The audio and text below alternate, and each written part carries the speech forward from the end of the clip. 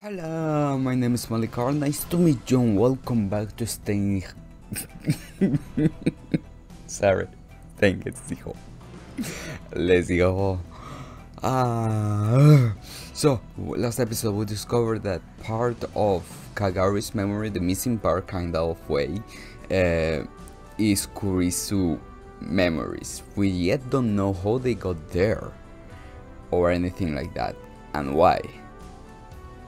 I rather did like that. So, let's go. We ended up with Mago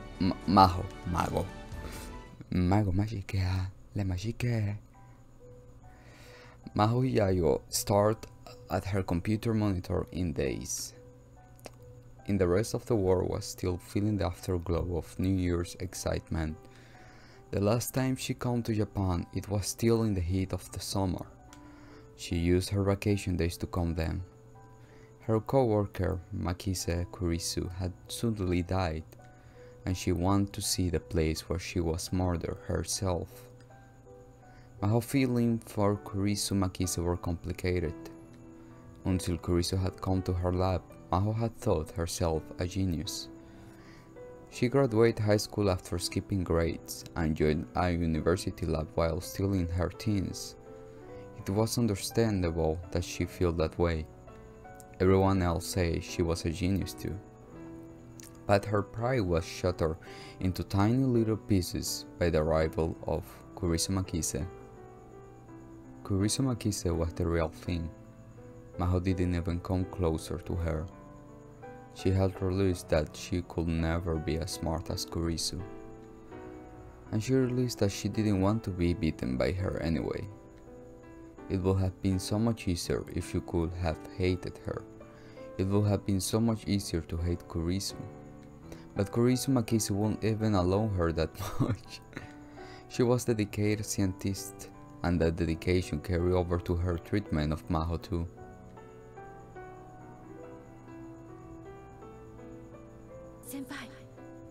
Senpaiのその研究、うまくいけば革命的な成果が得られると思います。Whoa.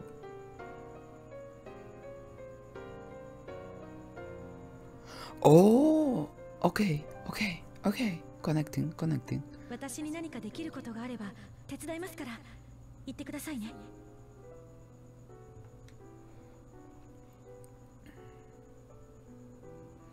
Someday she swore she surprised her. Someday she swore she makes Kurisu say that she was the smarter one. But now that will never happen. Kurisu MAKISE went away on a trip and never came back. Maho had been told that she'd been attacked by a robber and killed, but it didn't seem real. It felt like she came back to the lab any day now and started arguing with the professor with that same self-satisfied smirk on her face. Until then, Maho would work on the Amadeus project, so that when Kurisu came back, she would be amazed. Amadeus, an artificial intelligence that could be loaded with an individual's memories.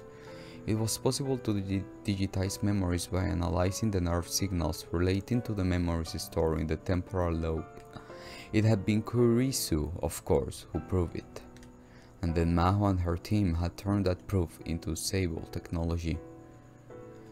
By the time Kurisu got back, she would have it all ready for the next level. She showed it to Kurisu and astonished her, but even that hope didn't last long. She was only told that the project was cancelled.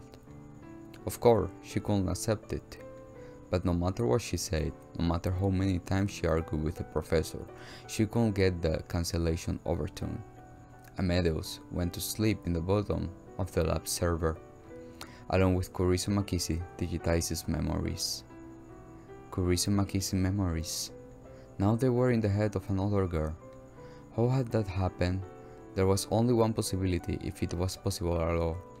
Just like Rintaro Kabo had said. Oh yeah. She opened the door and okay, oh, this narration sometimes I want to hit them. 魔法、どうしたんだい？まだニューイヤーハリデーのはずだが。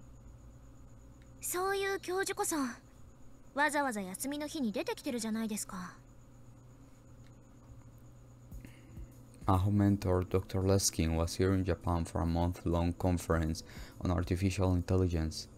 Maho had come with him as his assistant, but the conference didn't take place every day, so they spent the time between sessions at the Japanese office making presentation materials and exchanging emails.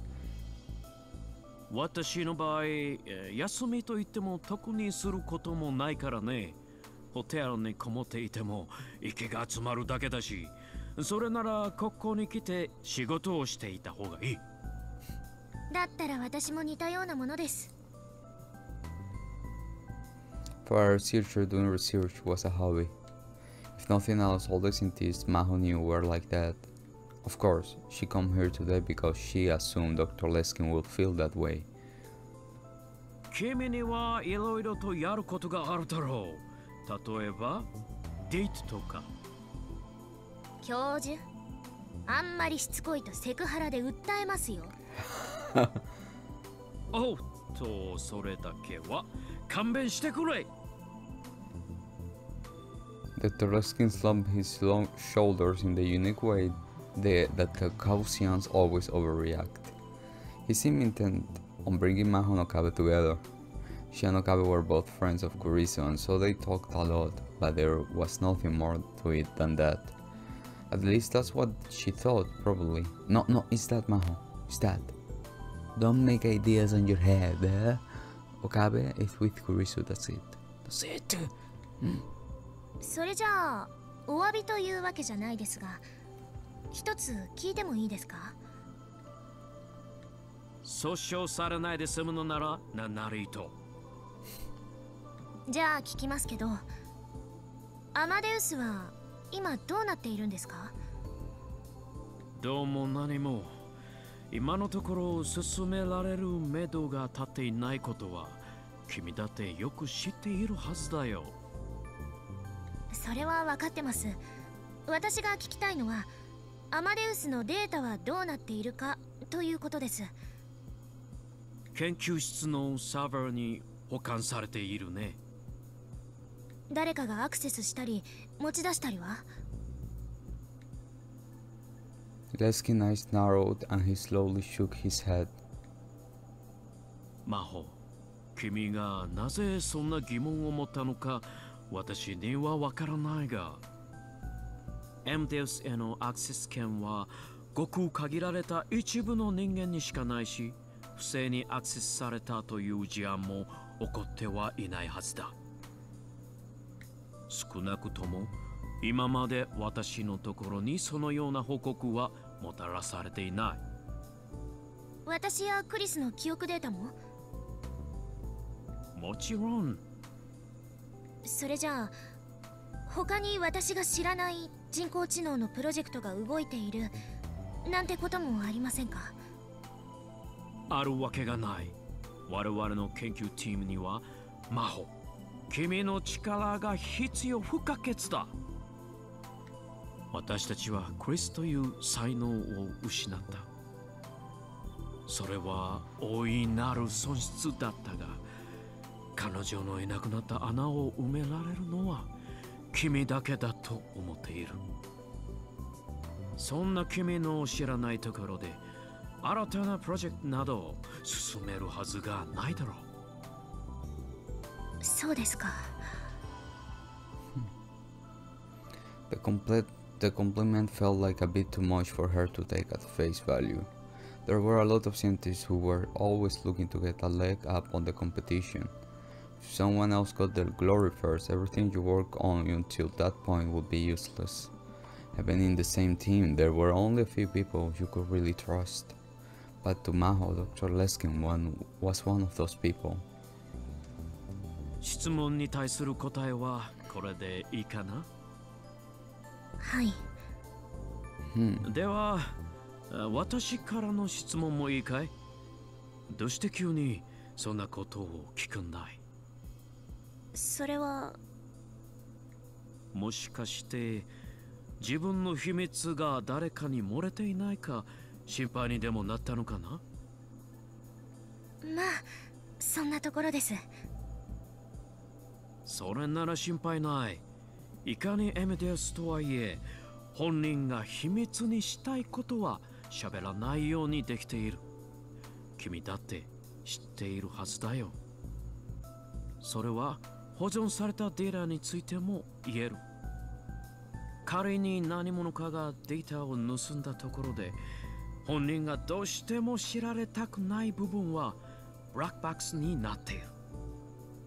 エムデウスからはもちろん、記憶データからも取り出すことは不可能だ。秘密が漏れるとしたら、その記憶を持つ生身の人間からだけだね。記憶を持つ生身の人間。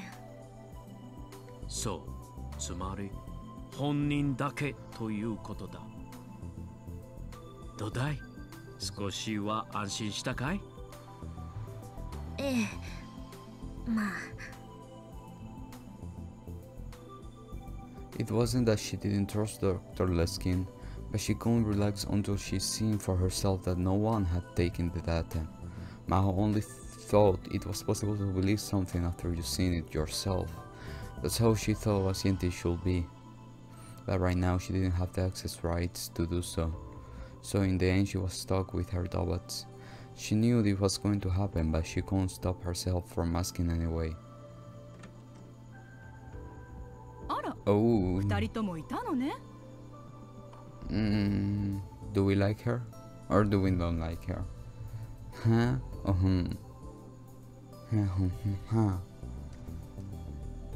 Dr. Reyes walked through the door just as she finished her conversation with the professor. まったく、せっかくのホリデーだというのに、物好きね。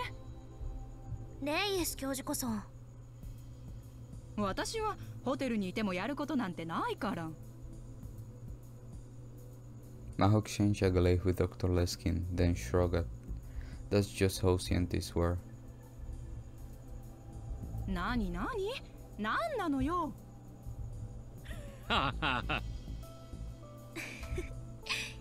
なんでもないです。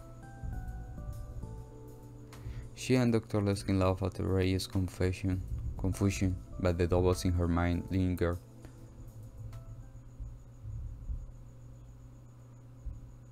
Okay, good. We didn't say anything to her. We don't trust her. I don't care. Kurisu's memories were inside Kagari's head. Several days had passed since I had begun to suspect my hypothesis was correct. ごめんなさい。オカリンさんにはいろいろ迷惑かけちゃって。別に迷惑だなんて思ってない。それに俺なんかよりもルカ子やマユリの方がいろいろと気を配ってくれてるはずだ。In fact, Mayura and Lukaku were doing a very good job of taking care of her. Mayura may not have realized it, but Kagari looked up to her as a mother figure. And after living under the same roof for so long, Lukaku had come to care for her a lot. そんな、僕なんてただ話し相手になるくらいで。マユシーこそ何の役にも立ってあげられなくてごめんね。そんなことないよ。ルカ君はすごくよくしてくれてるし、ママはいてくれるだけで嬉しいし。Mayura fidgeted in embarrassment when she'd hear the word mommy. I couldn't understand why. It must feel strange to be called mommy at her age, especially by someone who was older than she was. ねえママ、なに？ Oh. ギュッてしていい？ Oh. ギュッ？子供の頃にママがよくやってくれたみたいにギュッてしてもいい？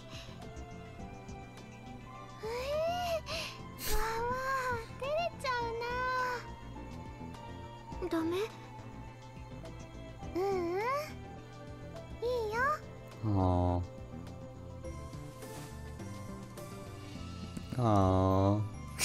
かがりちゃん、いい子いい子。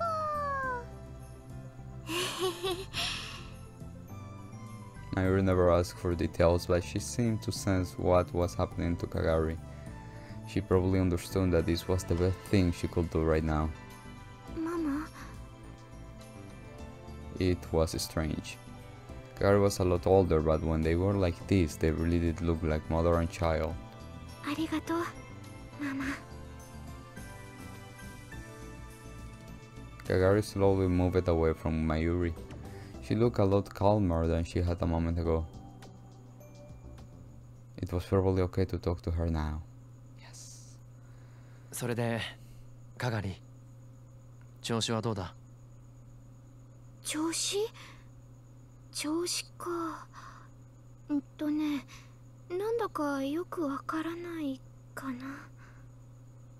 よくわからないとは？ふとした瞬間に思い出すことがあるんだけど、それが自分のものなのかクリスさんのものなのかわかんないの。難しい数式とか実験とか理解はできてないんだけど知ってるみたいな。Kagari's only memories were of her time. Of her time as a child and the time since Lukaku's father's friend had found her. Kurisu's memories would appear sometimes and fill the gap in between. I couldn't even imagine how that must have felt. この前もね、パパのことを思い出したの。子供の頃、パパに褒められた時の記憶。それを思い出して、なんだかすごく嬉しかったんだけどね。でも私、赤ちゃんの頃に両親死んじゃったし、それからはまゆりママに育ててもらったから、パパなんて知らないんだよね。So Kurisu's memories are also on the time of her memories that she got. だけど、自分が経験したことじゃないのに、褒められて嬉しいっていう感情は確かにあって、そう考えてると頭の中がごちゃってなっちゃって。Kagari grimaced and held her head in her hands. The first time I met her, I'd been surprised by how much she looked like Kurisu. But talking to her like this, I realized how different she was.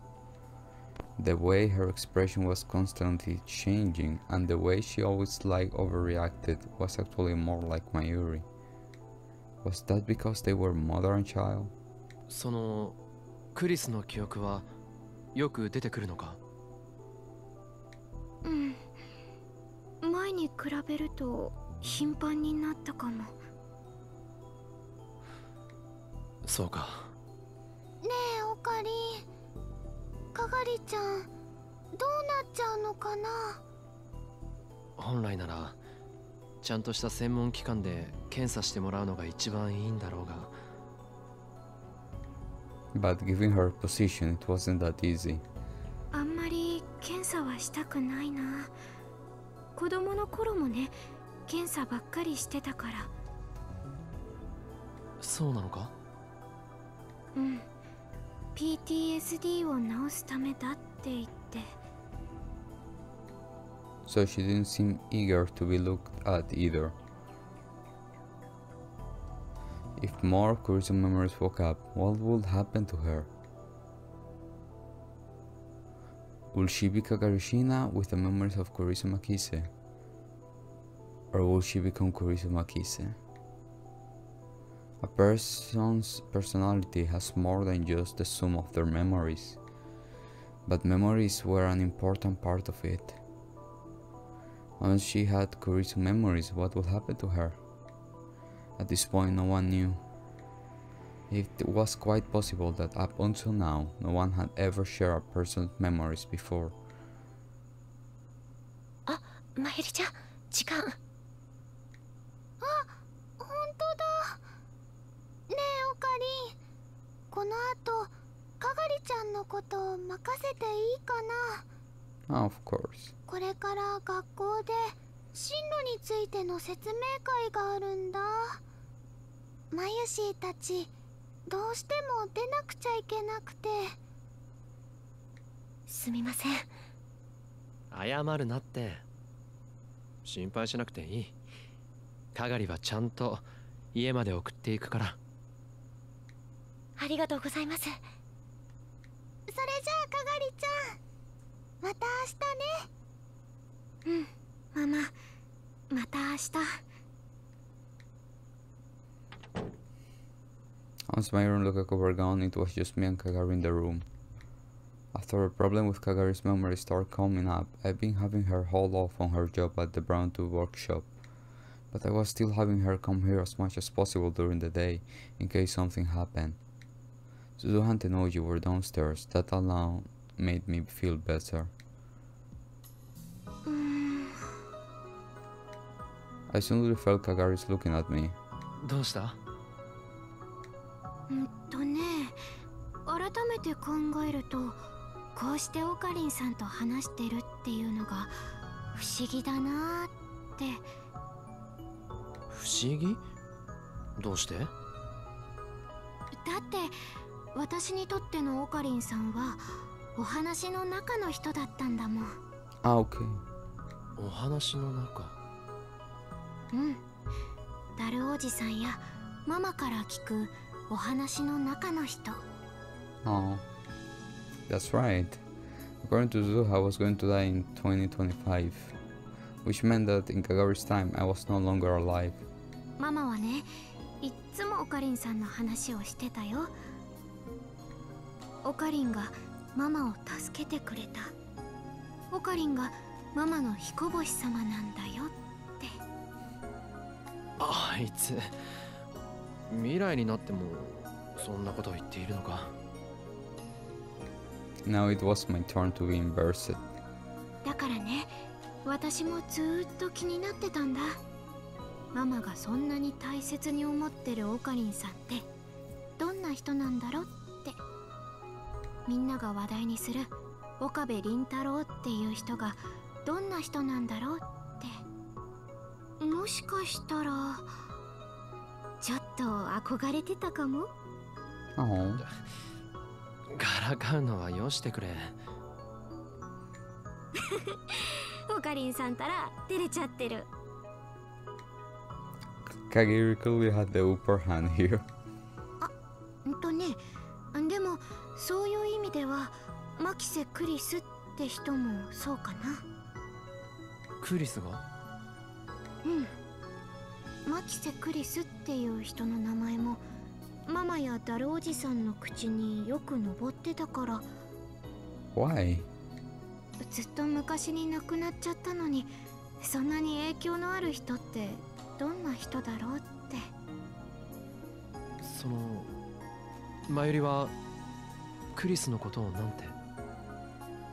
オカリンさんの大切な人だって。Ah, yeah. The person I loved. For me, that was an undeniable truth. But that wasn't true for the rest of the lab.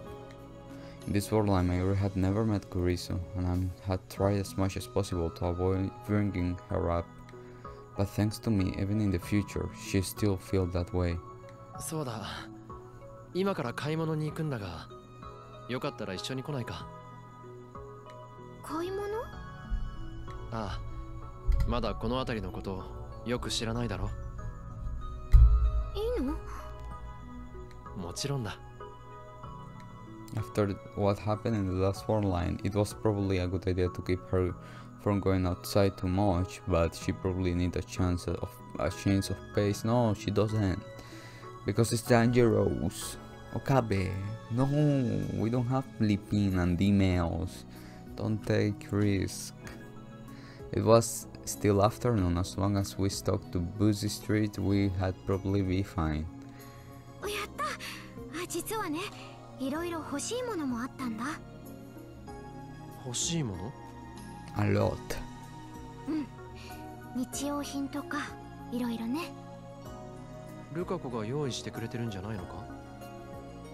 そうだけど、でもほら、ルカ君だって男の子でしょ。だからいろいろ頼んじゃうのも悪いなって。True, even if he was beautiful, Lukaku was a guy. There was something he just won't understand. それじゃあ行くか。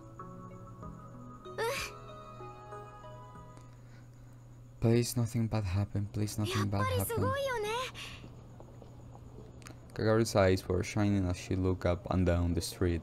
人も多いし、お店もたくさんあるし、ここがあの秋葉原と同じ街だとは思えないな。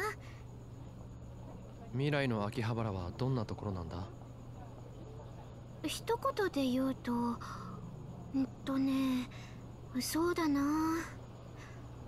瓦礫の山かな。まあ、秋葉原に限ったことじゃないんだけどね。Suzu has said that the Third World War will start soon, which meant that a young Kagari would have only known the war after that horrible war. Of course, that was all my fault, probably. If I did what Suzuha wanted, I went back to July 28th. Would the war line change so that the Third World War never happened? Impossible. The world lines were going to converge no matter what I did. あ、オカリンさん、もしかして自分のせいだなんて思っちゃってる？ I guess she read my mind.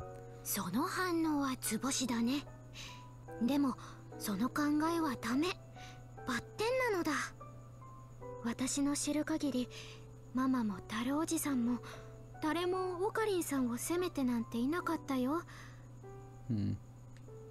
ってママたちはみんな信じてたから、オカリンさんならいつかやってくれるって。そのシュタインズゲートだっけ？そこに導いてくれるって。I knew Kagari was trying to make me feel better, and that my granddad would probably never blame me. But those words just made it worse, because I gave up on everything. わあ、ごめんなさい。別に追い込むつもりとかじゃなかったんだけど。I must have a pretty dark look on my face. あ、いや、俺の方こそすまない。でも俺はもう。ストップストップ。今日はそういうのはなし。せっかく外に出たんだから、もっと楽しい話しようね。ああ。 Kagari's mind was probably filled with memories of painful war. If nothing else, those were her only memories as Kagari SHIINA. But she was still trying to make me feel better. Even if they weren't related by blood, she really was my Yuri's daughter. Still, it was hard to come up with something that was more fun to talk about. そうだな。せっかくだからママの若い頃の話を聞きたいな。マユリの？若いって言っても今も若いんだけど、でももっと若い頃の話。例えば人質の話とか。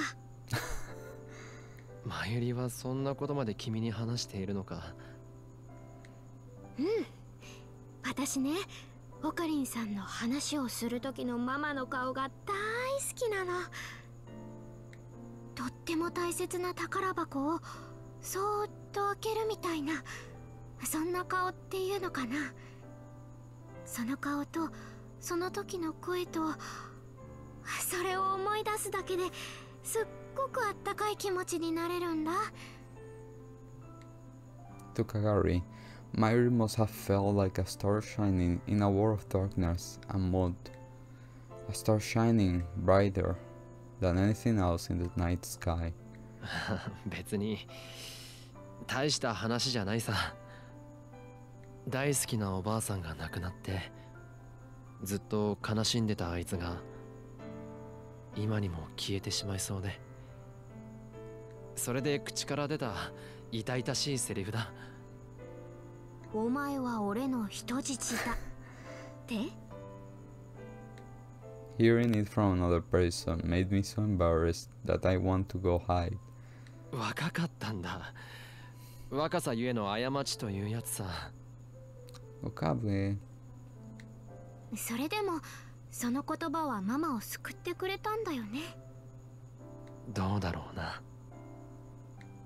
If those words meant that I was holding her back, even all the way into the future. オカリンさん、そんなことより腹が減らないか。何か食べにでも行こう。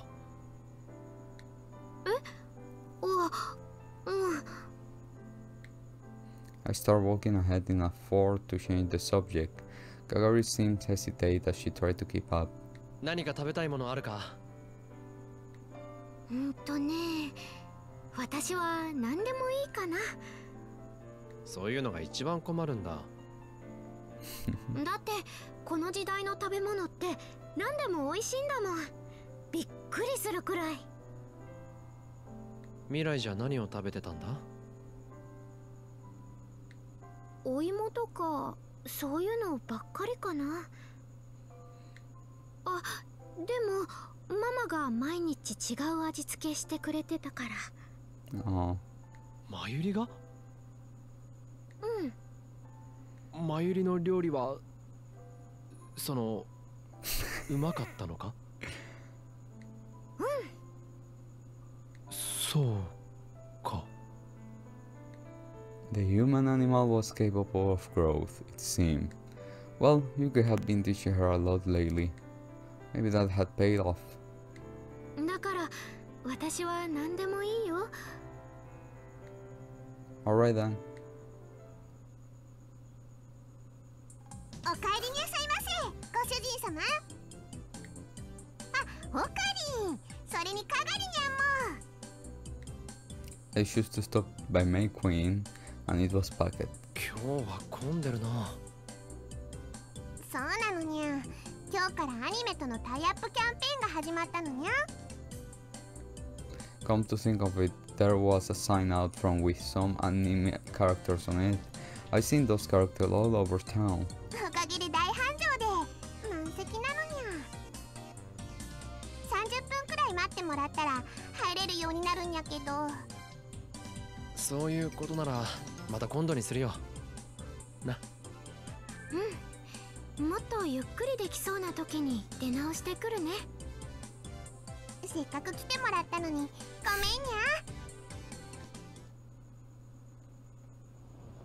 We left May Queen and walked around for a bit, but it was lunchtime and every place we saw was crowded. すごいね。どこも人だらけ。まったくだ。わざわざ外で飯なんか食わずに家で済ませればいいもの。でもそれって私たちにも当てはまるよね。No. Now then, what to do? ラボで食べよっか。言っとくが、俺は料理なんてできないぞ。私も。 Then that was out of the question. 簡単なものでいいよ。あ、私あれ食べてみたかったんだ。ほら、お湯かけて食べるヌードル的なの。カップ麺か？あんなものでいいのか？未来だとね、工場がいっぱいなくなっちゃってなかなか手に入らなくなっちゃったんだ。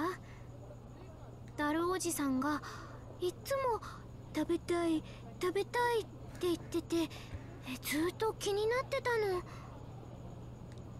If she was okay with that, so I was. And I had just the thing. We bought a lot of instant noodles at the local convenience store. If there were any left, Taro would probably eat them. すっごいね。カップ麺ってあんなにいっぱい種類あるんだ。今は未来と違って飽食の時代だからな。コンビニなんかでは毎週のように新商品が出る。そうなんだね。ね、この中のどれを食べてもいいの？ Kagari looked inside the plastic bag I was holding. もちろん好きなのを選んでくれ。それじゃあどれにしよっかな。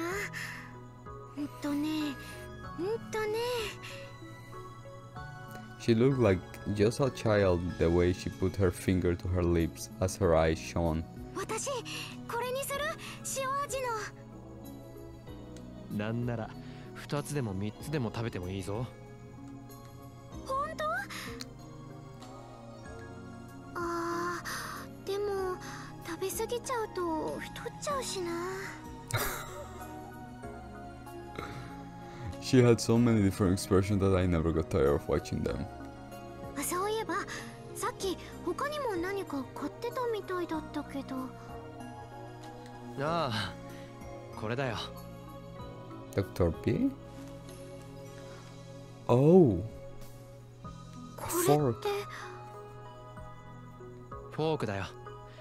箸じゃ食べづらいんじゃないかと思って。自分専用のものにしてラボに置いておけばいい。いいの？もらっちゃって。別に大したものじゃない。Kurisu had always wanted her own fork. I knew this didn't make up for anything. I just want to do it. やった！ありがとう。実はね、私お箸使うの苦手なんだ。ママからもいつも注意されてて。あ、これ先っぽにウサギさんがついてる。かわいい。えへへ。私専用のフォーク。私のもの、これで2つ目だ。The other must have been the keychains that Mary gave her. でもなんでかな。私これずっと欲しかったような気がする。もしかしてこれもクリスさんの記憶なのかな。さあ、どうだろうな。ねえオカリンさん、オカリンさんはクリスさんのことを好きだったんでしょ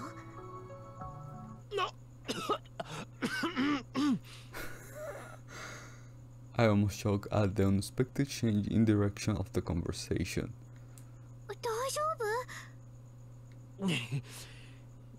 いきなりなんでそうなる？だって大切な人っていうのはそういうことでしょ？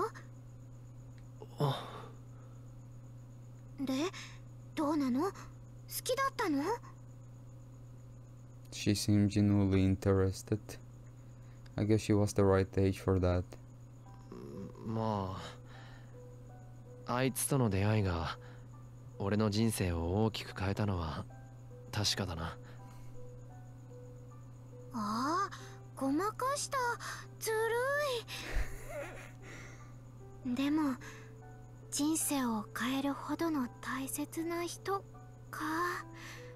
なんか憧れるかも。She changed everything, past and future. ねえ、オカリンさんから見てマキセ・クリスさんってどんな人だったの？気になるか？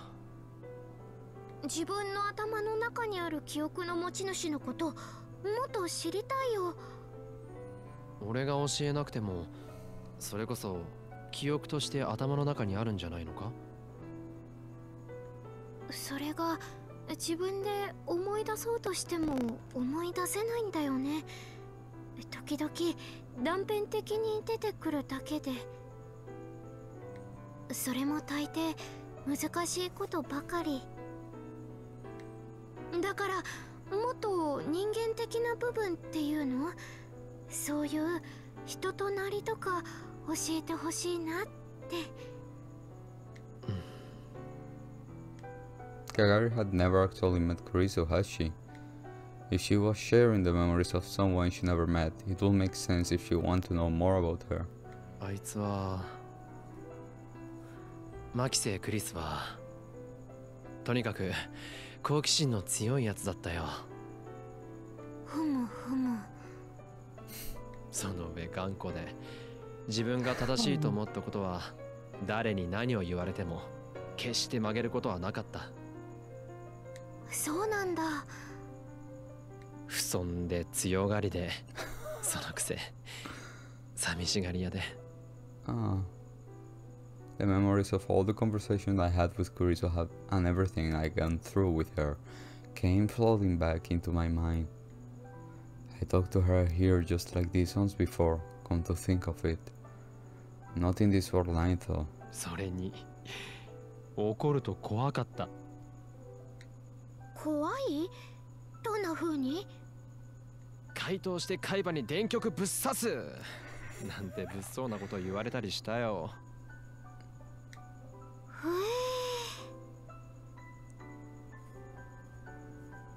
え。 And then for some reason she ran a few steps forward and spun around. And then そんなこと言ってると回答して海馬に電極ぶっ刺すわよ。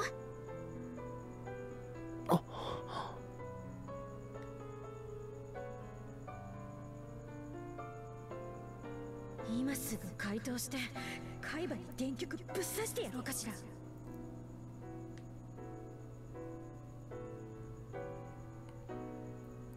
Kurisu? なんてこんな感じ？ Don't scare me.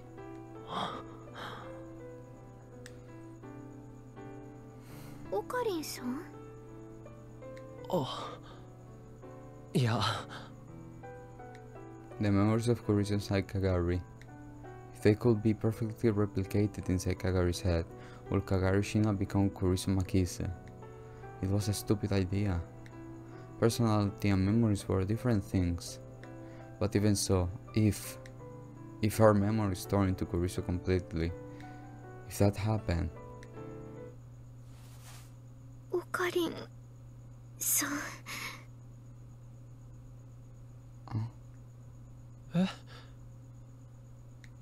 KAGARI wandered back up to me and put her weight against me. It was so sudden I caught my breath. I could feel her warmth on my chest. The feeling of her skin. It reminded me of Kurisu. クリス。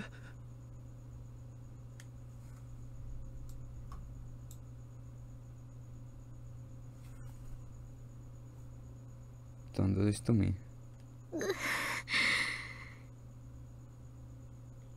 The sound of her pained moan brought me back to reality. どうしたカガリ？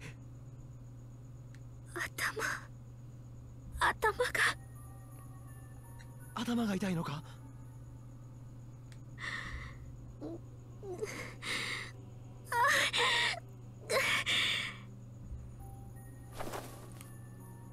KAGARI body twitched in my arms. もうあんなとこ帰りたくない。 What? 助けて！誰かここから出して！どうしたんだカガリ？助けてママ！どうして助けてくれないの？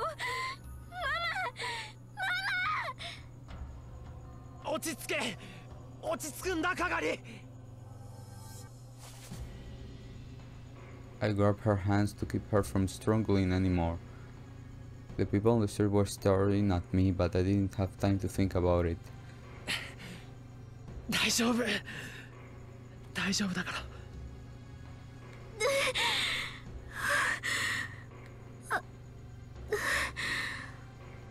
オカリンさ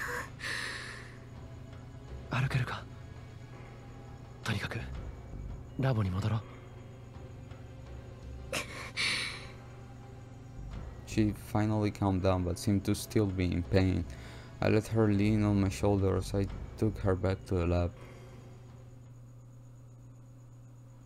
Once we got back, she went to sleep and then... Oh no, I want to talk to her. Her headache seemed to have calmed down, but sometimes she will still moan. I contacted Mayuri and the others and they were probably going to arrive soon, but... The words she said before...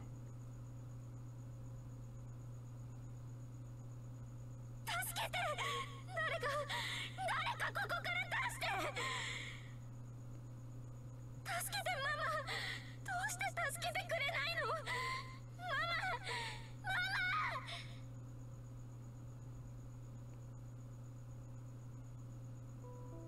What was that? Were those fragments of her lost memories? If that was the case, then she really was.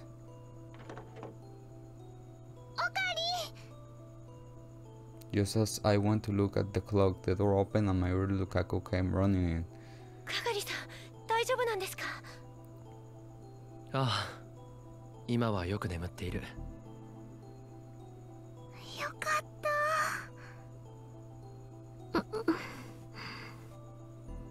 She must have heard us talking because Kagari has slowly opened.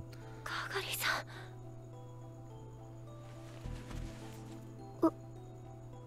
あれ？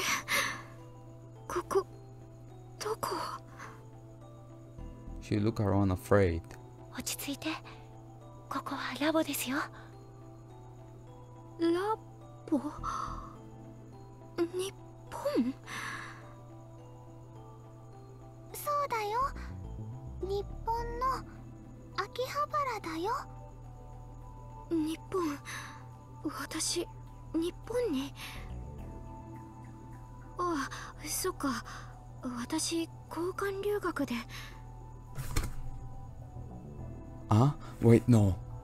そういえば、公演の準備は。Kurisu! 留学？様子が変です。ねえ、おかり。Exchange program. Lecture. Those were Kurisu memories. あれ？論文はパパに見てもらおうと思って頑張って書いたんだけど。落ち着け、かがり。それは君の記憶じゃない。Kagari looked up at me and in a daze. オカリンさん。Wait. そう。お前はシーナ・かがりだ。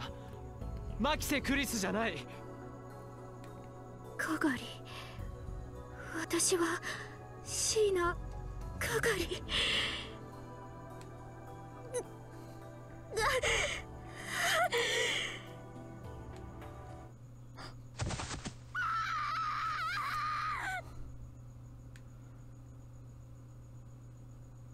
ルカ子、悪いがかがりのことを頼む。はい。 Kagari was confused for a while after that, but she gradually started to calm down again. Once it seemed safe to do so, I'd taken her back to Yanabashi Shrine. But maybe we weren't going to be able to look after Kagari ourselves after all. Maybe we should take her to an hospital? Was it my ego that was stopping me from doing so? I kept thinking about that as I walked along. 今日はマユシーも一緒に泊まることにするね。ああ、そうしてもらえると助かる。It would make Kagari feel a lot better. なるべく普段と同じように接してやってくれ。わかった。 I told her to contact me right away if anything came up, then headed back to the lab. かがり、ひどいの？ That was the first thing Zuha said to me when I walked through the door. She and Maho were sitting on the sofa. I told them about the situation ready via Ryan, but they were still worrying away probably. 今は落ち着いてるが、一時はかなり混乱していた。やっぱりクリスの記憶？ああ、ここまで来るともう間違いないだろう。I still didn't know why, but inside Kagari's mind were Kurisu Maki's memories, and this is okay. No, let's talk later. The question was how to deal with this problem. There were limits to what we could do on our own. The most we could hope to do was figure out how this had happened. That won't be a real solution. To really fix this, we need to get her back to normal, to erase Kurisu's memories and restore the original Kagari. And for that we need the help of a specialist. Maho Hiyaho was a specialist. Oh yeah, there was nobody else who knew as much about memories and the workings of the brain. But there was a problem. We still hadn't told her that Kagari was from the future.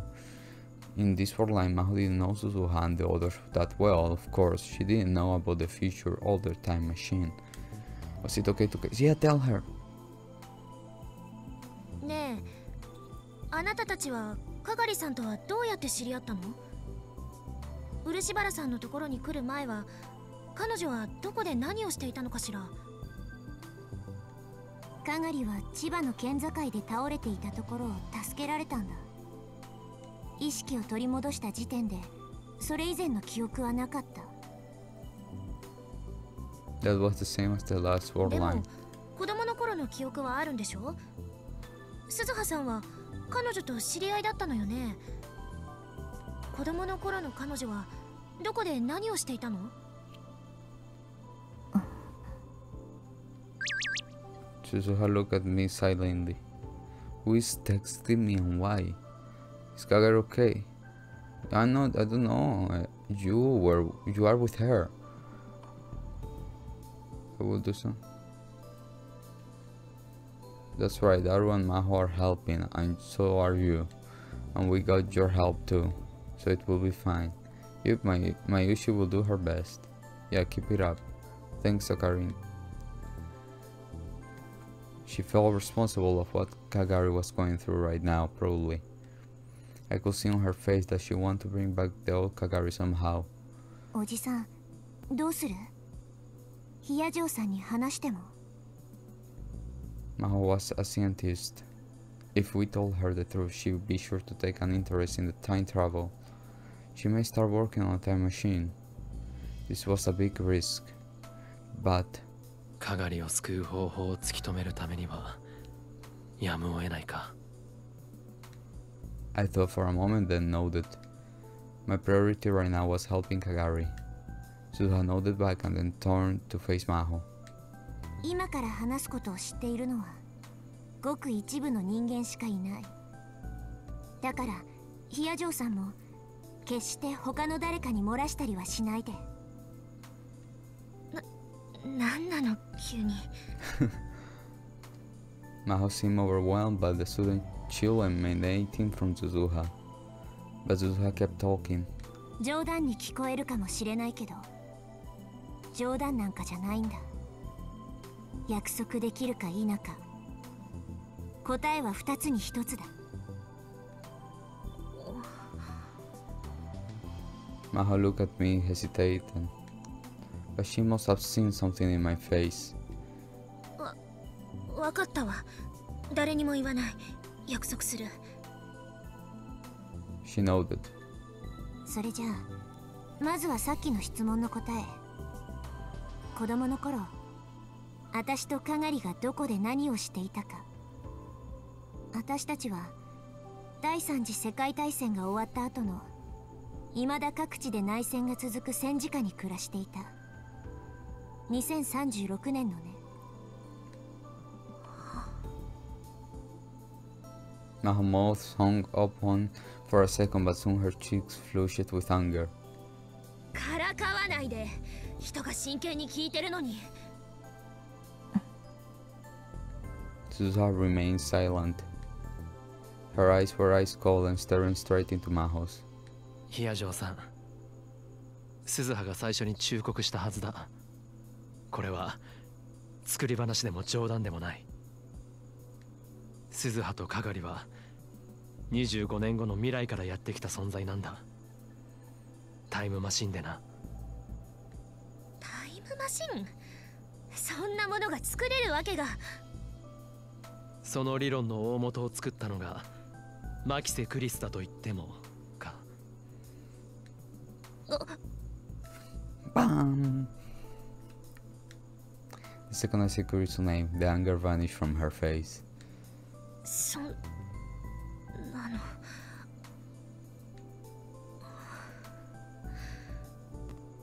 わかった。聞くだけは聞くわ。Suzuha and I told her almost everything. How I'm. Oh, what? Yes. About the. Oh. What happened? Oh, the develop of the time machine. Mayuri's death. Attracting fire to Re. What happened in 2036? What was going on with Kagari? The one thing I didn't tell her was the truth about Kurisu's death. とりあえず話を整理させて。つまり鈴葉さんとかがりさんは岡部さんに未来を変えてもらうために2036年からやってきたと、そういうのね。そうだよ。Maho sank into the sofa and sang. 岡部さんにそんな大層なことができるとは思えないわ。たった一人の人間に全人類の命運がかかっているなんて。俺だって無理だと思っている。I have give up actually on the entire future. 到底信じられない話ではあるけど、でもあなたの言ったその理論なら確かにタイムリープは可能かもしれない。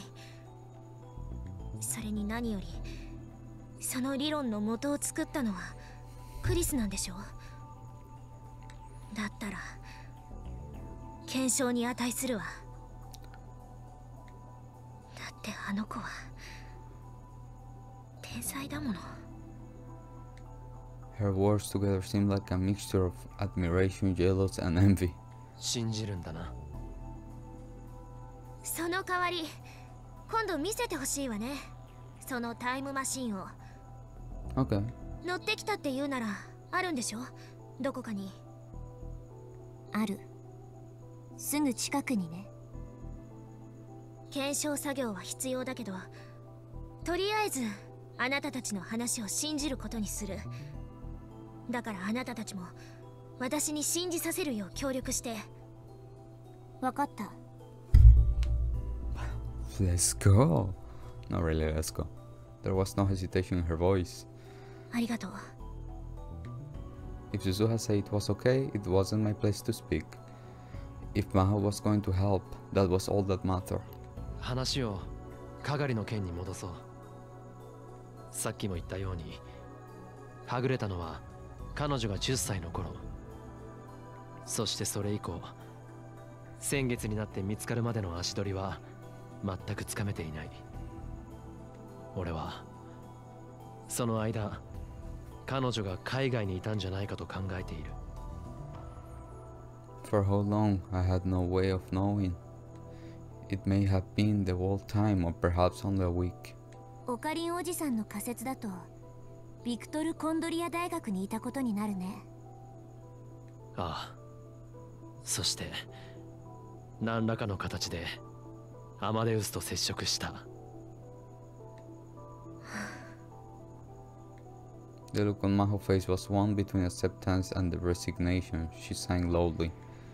A copy of Kurisu's memory that had been saved for use by Amadeus. This data was the only possible source of the memories within Kagari's head. Her words today had only struck my theory. Exchange program, lecture. These fragments of memories were all from before she came to Japan. The memories data had last been saved just before she came to America. That was another match. この前レスキネン教授に確認してみたんだけど、クリスの記憶データは凍結されたまま誰もアクセスできないはずだと言っていたわ。ただそれが事実かどうかを確かめる権限は今の私にはない。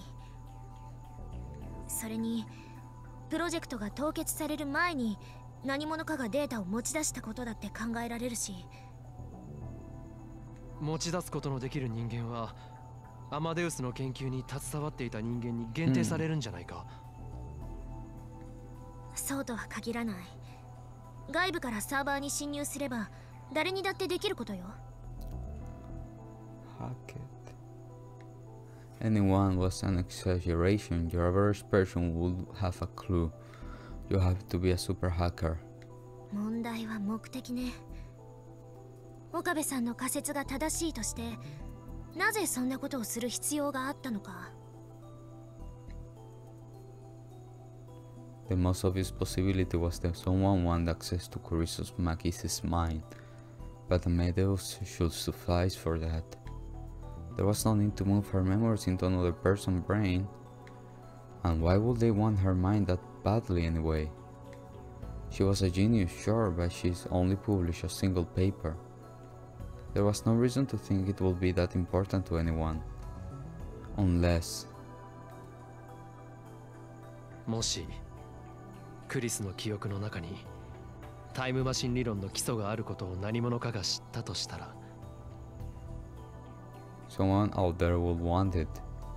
でもクリスがその理論に行き着いたのはあなたの言う別の世界線なんでしょ？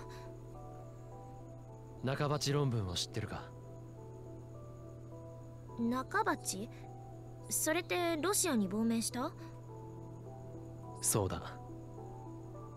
例の論文には私も軽く目を通したけど、とても論文と言えるものではなかったわ。あれは劣化コピーだと俺は考えている。オリジナルが別に存在するんだ。一体何の話？ドクター中鉢の本名は牧瀬正一。クリスの実の父だ。Dun dun dun bang. I was like that, Maho, don't worry.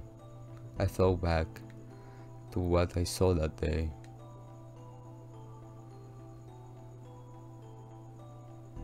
私も考えてみたの。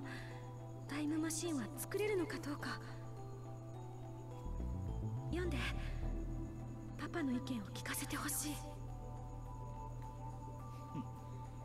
悪くない内容だ。本当？この論文はパパと共同署名でもいいと私は思って。学会には出すな。これは私が預かっておく。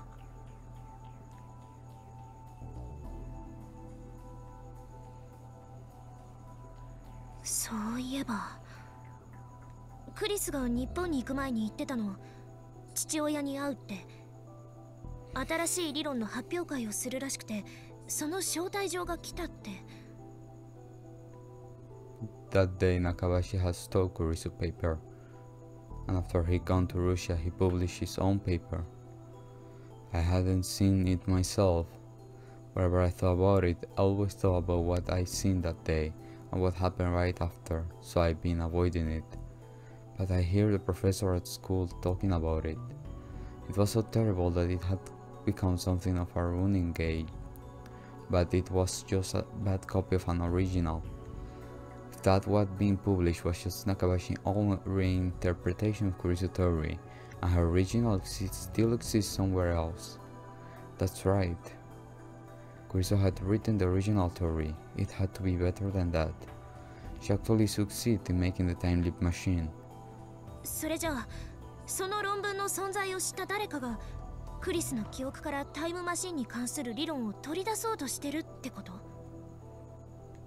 第三次世界大戦が起きたきっかけは EU とロシアによるタイムマシン競争の過熱なんだ。そこにアメリカまで横やりを入れて収拾がつかなくなった。まさに時代は歴史通りに動き出している。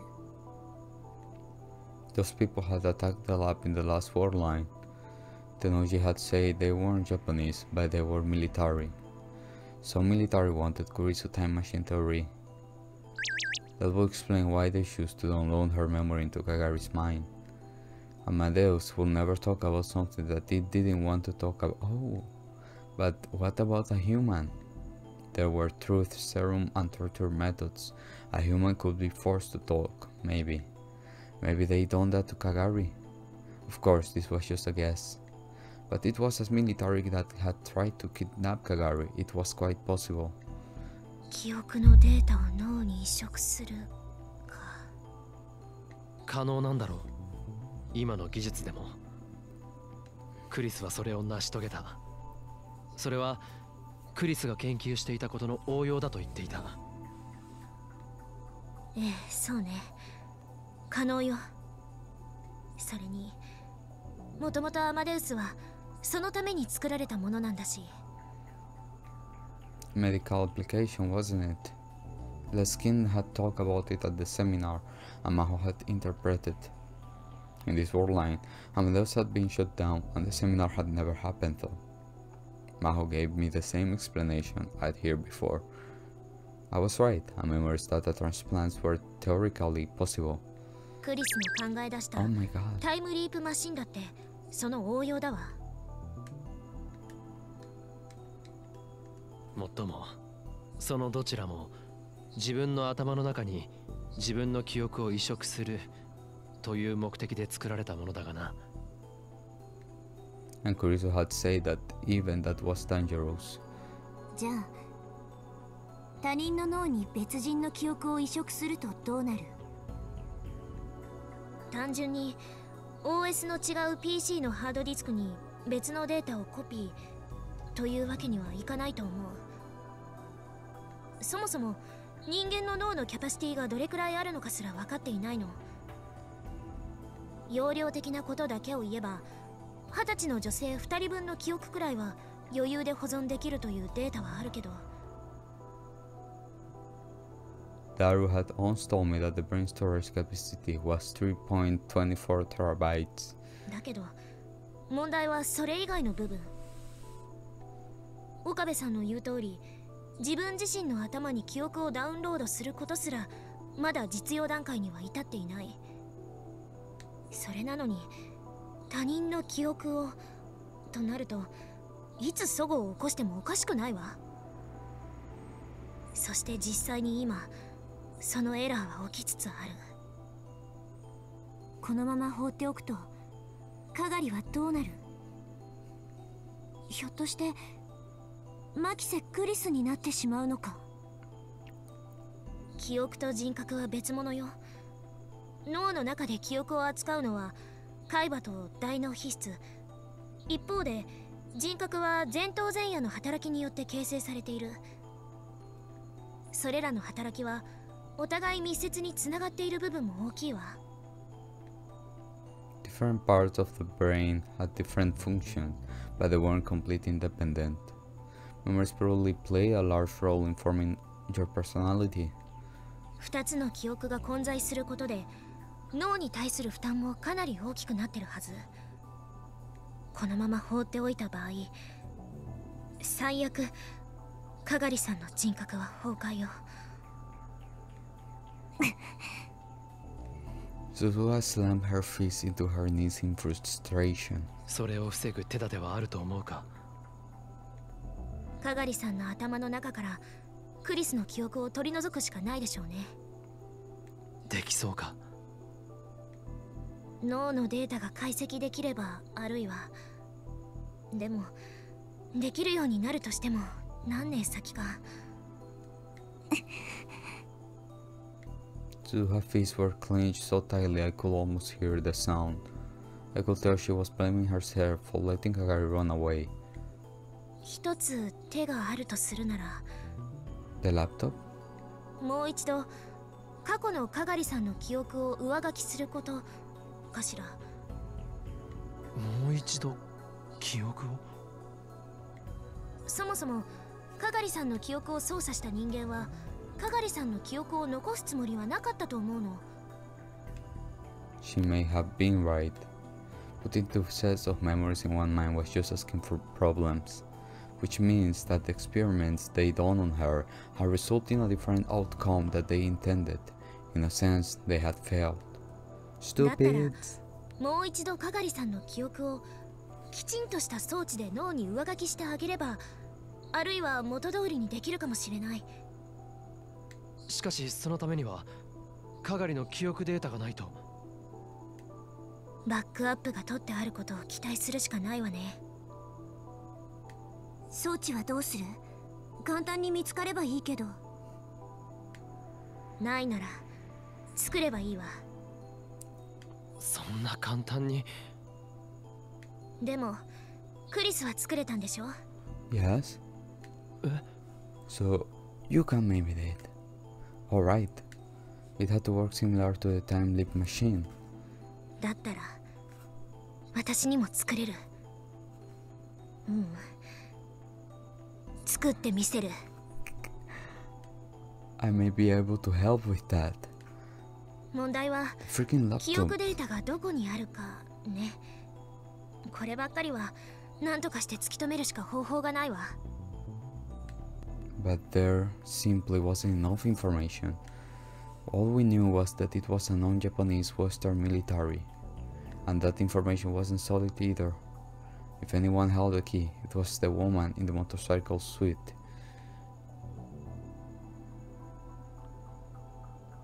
I thought of a name and quickly brushed it off from my mind. 何かいい方法でも思いついた？いや、なんでもない。It wasn't Yuki Amane. It couldn't be.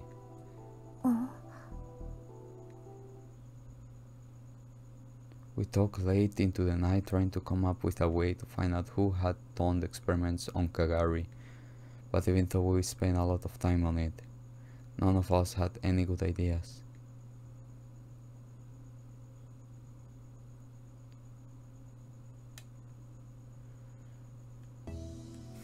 Okay guys, we gonna freaking let it. What? Oh, the music. What the hell, the music?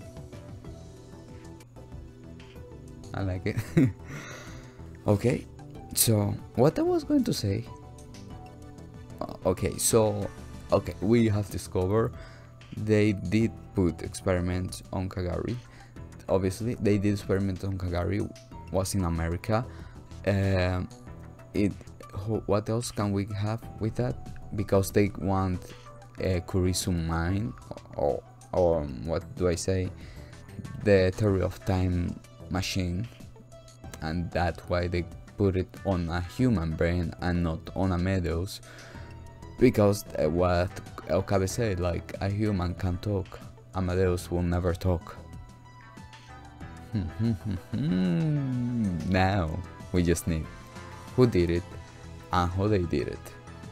I don't know if how they did it is too important in this way, but and now he's with us now.